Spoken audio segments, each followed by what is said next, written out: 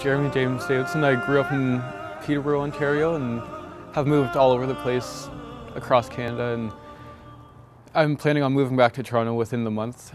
I went to Ryerson University. I recently graduated with a marketing degree, and I hope to study in Com within the next year. Within my family, I have 4 sisters, and then my parents were divorced approximately 12 years ago, so 2 of them are half-sisters. For, I guess, the first 10 to 12 years of my life was relatively normal, like any other child, I guess, because my parents were together. After that, there's been various struggles up and down. I've moved 23 times within 22 years that I've been alive, and we all have our struggles, so special memories that I remember from my childhood would be simple as camping with my parents or driving to Nova Scotia to stay there a night and coming back the next day, and just always traveling around Canada anyways. We went to church on Sundays anyways and would have Sunday school or whatever, and I guess you wouldn't really say we're that practicing of a Christian family as most people. Obviously, our focus as a child was to we were so happy about Christmas and Easter and Valentine's Day, anything like that we'd always celebrate, and even till recently, like, my family still wants me to come out and join them during those occasions too, even though I don't celebrate. I'd still go just for the family. I did believe in what I followed until the end of grade 12 pretty much, which was early 2010. I started having doubts about why Christians would say you only have to have faith and deeds don't really matter. So I was looking at the aspect of Judaism to see, like, these laws are here for a reason. You can't just abolish them suddenly.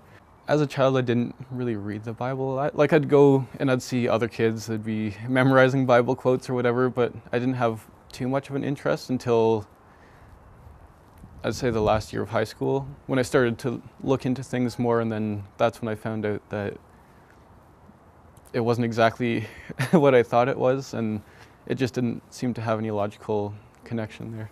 So initially when I converted, actually my mom was trying to tell me, like, oh, this is terrorist religion, it oppresses women, it's all the standard things that people are saying. But when I first moved to my father's for, I guess it was grade 12, there was a Muslim person who came to the door knocking, saying that we're going to have Friday prayers in the park, and if you want to come, then come out. And I was interested to see what it was, so I was going to go, but my father told me not to go because this is some cult and all this stuff. And since I grew up in Peterborough most of my life, it was mainly more white people, more Christians, so I never really encountered Muslims. My first interaction with Islam was in grade 11 when I was, well, all my friends just did whatever together. So we had a couple Muslim friends. We didn't really know were Muslim until later on in the year. And when they said a few things like they're still in the 1400s, we just laughed it off and made fun of them a little about being so far behind in their time. And my journey to Islam started when I was fasting for the month of Ramadan. It was still me objecting to the idea of Islam and still pushing Christianity towards the one sister who was talking to me about that. And within the first month of university, I took a philosophy of religion course. So that was really helping me open my mind to other beliefs, the fact that there actually were many other beliefs outside of my own, which obviously very ignorant, just like most people in this world, to be honest. But within the first month, I would walk past the brother doing dawah in Dundas Square every day, and he would be handing out copies of different books, copies of the Quran. And I took a copy of the Quran, ended up setting it on my shelf, didn't open it or anything. After walking by him a few times, when I converted on the 29th of September, I ended up walking past him, going to school, and then something told me I just had to go back and talk to him. So when I went back to talk to him to get questions and answers clarified, I ended up speaking to him for 3 hours and converting right there in Dundas Square. When I converted to Islam, there was a bit of research. I hated reading until about 2 years ago, actually, so I didn't do a lot of reading, but from what I did know, it made far more sense to follow Islam than it did to follow Christianity, because Islam's the only religion where it's you and God with nothing else in between. There's no need for any intercessor. The turning point for me becoming a Muslim was after the Ramadan that I had fasted. I began going to Ryerson University, and a couple of my liberals, I took philosophy, and one was philosophy of religion, in which I ended up becoming a lot more open to the idea that there were other beliefs in this world rather than just my own. So once I started to consider that with everything else that I already knew about Islam, then it started to make far more sense that it was only you and God, with obviously prophets and all the other beliefs along with Islam, but the very fact that you didn't need to have a person to be your God was the fundamental belief that brought me to Islam. The first time I came across the Quran was when I was cleaning out the house for an elder man the year before the year before I started Ryerson University. He was a German guy. He had a bunch of books that he was giving away while I was cleaning out. So because I'm German, I just picked up a couple books about Nazis just because of my interest in World War II, and I picked up a copy of the Quran that was there. And I opened it when I got home just to see, and then once I saw a title like The Cow, to me it seemed more like a storybook, and I just set it back down. I didn't bother opening it again until much later on. My perception of the Quran initially was that it was still the Bible, just in Arabic. And that was many other people's perception too. One time I went to a Coptic church, and because they were all people from Egypt, the ignorance in the people that came from our church, I questioned it as like, is this the Quran within the bench here? I didn't know what it meant. I just thought it was another version of the Bible. I didn't realize there were other books in this world other than the Bible itself. The chapter that most inspired me after becoming Muslim was obviously Surah Al-Fatiha, just because you recite it so often, and when I had Maulana Rizvi explain a couple of the ayats, it really made me realize that this is the only religion that is truly monotheistic, and it really helped me within my struggles towards Islam. When I reverted to Islam, it was on September 29th of 2010. I was talking to a brother doing dawah in Dundas Square. He was a Salafi brother, and he gave me a bunch of information, a bunch of different books, and I tried to challenge him with what I knew anyways of religion, and everything he said made so much sense that all my questions were answered. It was within 3 hours anyways, and the next week he invited me to learn how to pray. So then when I went to the masjid with him, he was just teaching me how to do wudu and how to pray salah, and for a while I didn't end up actually consistently praying until I think 8 months later.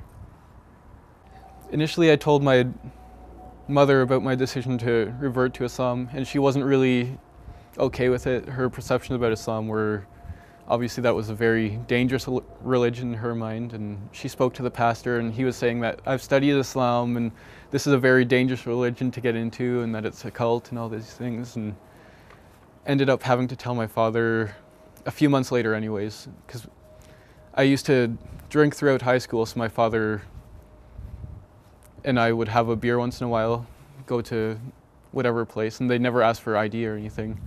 But when I was finally legal, which was a couple months later after converting, he asked me if I wanted to go for my first legal drink, and that's when I had to tell him why I didn't want to drink anymore. So he wasn't so okay with me converting to Islam though. My experience with born Muslims has been to either side of the scale anyways. Most of the time it was them being very generous, them trying to help me out all the time, trying to teach me various things about Islam. And at first I didn't realize, I just accepted information from whoever was giving me it and didn't realize the importance of a scholar at the time. But they are also the same people who led me astray of following the Ahl Bayt. So I was in between Sunni and Shia numerous times throughout the past 3.5 years. I started out following Salafi Islam, went to Shia Islam, back to Sunni Islam, and then back once again. My first Ramadan after I had converted anyways, it was a much greater experience than the first one because I was going to the masjid every night. I had a family that was taking me from Newmarket to Jaffrey and Richmond Hill. And just the fact that I could have halal meat every night and hear the Quran being recited by all these different people at the same time, it was just absolutely beautiful, with lectures every night too. And that was the one time I really started to learn a lot more about Islam. The reason I chose to follow the path of the Ahl Bayt was due to various things. As I said, I started following Salafi Islam, not knowing there were different sects. And then after a while I was introduced to Shia Islam, so they told me to just come to the mosque and see what it was like. And I came out for a while. I didn't really know the different beliefs. I was just told it's political, you don't really need to worry about the issues right now. So I began to go to a couple lectures from Asad Jaffrey, and he had a few lectures on Friday nights, and I learned a bit there. And then for a while I ended up going to the Sunni masjid that was near my school. And because all my friends were Sunni at the time, they always invited me to a different mosque and go to Jummah at Ryerson as well. So a lot of Salafi infiltration was in my mind. And once I accepted the Ahl Bayt, I didn't really know the differences still at the time. And I went back to Sunni Islam once again after the first Muharram, not really understanding. And then after doing a fair bit of reading, I understood what Shia Islam was and why we are to follow the Quran and Ahl Bayt, how it's in Sahih Muslim, Sahih Bukhari, and just that it's the most obvious in all books of Hadith for the right path. Over the past few years, I've encountered several sects of Islam, obviously Sunni being the most prevalent there, but there's been a few Ismailis which I haven't been really able to have deep conversation with. There's been Ahmadiyyas who invited me out to some of their programs, which I've actually gone to and stuff, but I had to speak up about some of the things they were saying because it was a multi-faith event. And I've spoken with multiple Sufis, I've spoken with all different types of Muslims actually, who always are trying to pull me towards the path that they think is the truth. When I started following the Ahl Bayt, I was obviously ridiculed many times by people of other sects of Islam, and there was so much ridicule, so many things that they said that I wasn't sure if it was true or not, so I'd have to go and ask the Malana to see which was true and which was not. And it was almost every time I'd go into a masjid, I'd be asked, like, why are you praying on this stone? Why do you lift your hands up in qunut? Why do you put your arms down beside you? And after learning all the answers to these and that it's actually in Sunni sources as well, it's a lot easier to deal with other people. Islam has changed my life in many different ways. It's gone from me drinking in high school and only focusing on girls at the time to actually caring about what my religion is, what my hereafter is going to be, what God actually is compared to what I knew it to be, which was just someone who would forgive you for your sins, so I didn't bother really try hard in my life. So it's definitely helped me with all my relationships, with my family, with people on a day-to-day basis, with even being able to sit right here, right now, being the shyest kid in all of my classes. I've had to speak so many times to other people that I at least can get out of my shell a little more sometimes.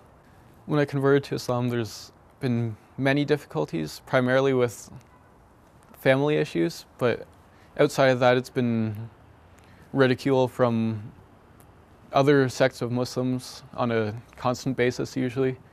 And even if I'm doing dawah at Dundas Square or something, obviously you're going to have people all the time who will come up to you and be like, you're a terrorist, you're this, you're that, and you can't really take it to heart. But there's been many struggles that just come with being a believer.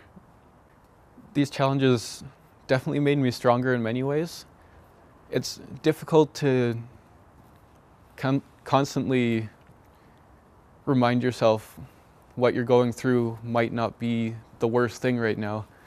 And it's easy to get to the level of despair, even though that's considered one of the worst sins to actually commit. And it's so easy to preach, but once you try to actually implement things in your life, it becomes far more difficult. And it's definitely changed me a lot, though, in the past 4 years now.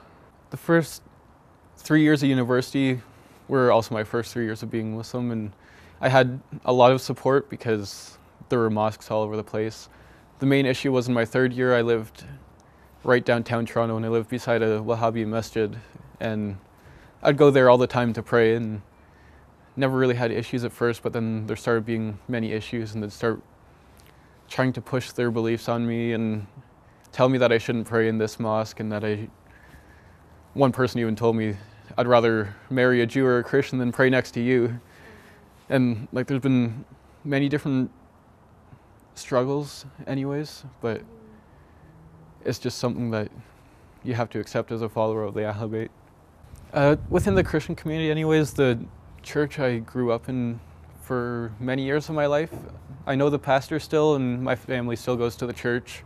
So once in a while on a Sunday I'll still go with them to the church, but I've had to tell my family once in a while, like, I'm just gonna sit out while they're playing the music and stuff, because for me personally, I can't stand to listen to them singing about how Jesus is God, and it just really affects my heart. So I'll still go with them to church, I'll listen to the lecture and stuff and try to talk to different people as well. But there's also a pastor that lives across from me at the moment, and he's been there since I was really young, and recently I ended up talking to him because when I was in grade 6, he ended up donating Christmas presents to us from his church because my parents had just been divorced and my mom couldn't afford anything. So his church decided to get together and give us presents. So I decided recently, like, to thank him and everything for all that he did at that time, way back then. That was absolutely unnecessary too. And we've gone out for coffee a few times, and I've given him the perspective about Islam, and he's talked about Christianity, and I gave him a copy of the Quran, which he's now read through as well. And he has actually learned a lot from me, surprisingly, about Islam that he had no idea about, simply due to the fact that he grew up in Peterborough and only ever knew Christianity. The one thing I've had an issue with in the Shia masjid was, you'll hear people say that dawah should be done through your actions, not so much through handing out a book or sitting on the street preaching to people. But the problem is there's very few people whose actions can stand up to the test of actually showing what Islam is. So many people will look at your actions, and if you expect them to judge you by your actions to accept Islam, then you shouldn't say something different when you say, don't judge me by my actions because I'm doing this wrong, judge Islam itself. So there's been a big contradiction there within what some of the mosques are trying to get people to do for dawah. So I'll still go with the Sunnis, the Salafis, even the Sufis as well, hand out some general books about Islam, once in a while a Quran to someone who's interested.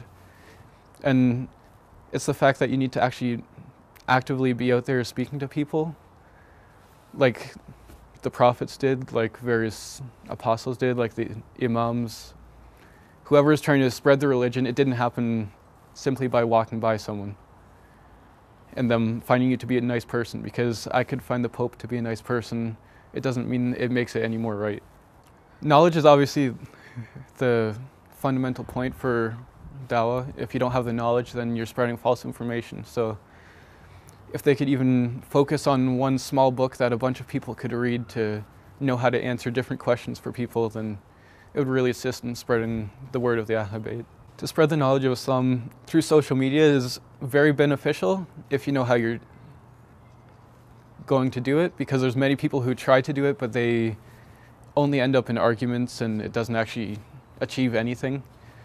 And social media can obviously help in many different aspects. I currently have a blog, theislamicperspective.org, which is currently a new topic each week that comes on the Friday, and slowly updating the website to add ebooks and different topics from reverts and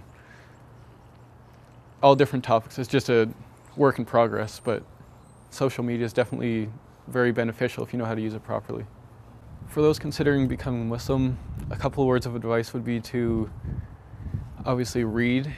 It seems very obvious, but it's really important. Many people don't realize and think, I'll listen to this YouTube lecture here, or I'll just take whatever I hear from other Muslim people, and that'll lead you very astray, which in my first 2 years of converting became a big problem, just accepting any information that was given to you. And I highly suggest that you go directly to the best sources you have available, whether it be the Maulana that is nearby, or even if you have to travel 100 kilometers to get to the Maulana. They will give you much better answers than just typing in on Facebook, what do you guys think of this or that? A final message for the viewers who are already Muslim would be that they should actually focus on what they're being taught within Jummah, within a Thursday night program, not just sit there, come for the community like many people do. If you take one thing out of a lecture and implement that in your life, it can drastically change every other aspect of your life. For me, I love to encounter Muslims all the time. I love encountering non-Muslims and talking about Islam, bringing up the topic, no matter where I am, what time of day, it doesn't matter. Since I live in Peterborough at the moment, there's very few Muslims, so when I see a Muslim, it makes me extremely happy to see them, and they immediately come to me and start talking to me about why I converted, like many other Muslims all the time, and about so many different things.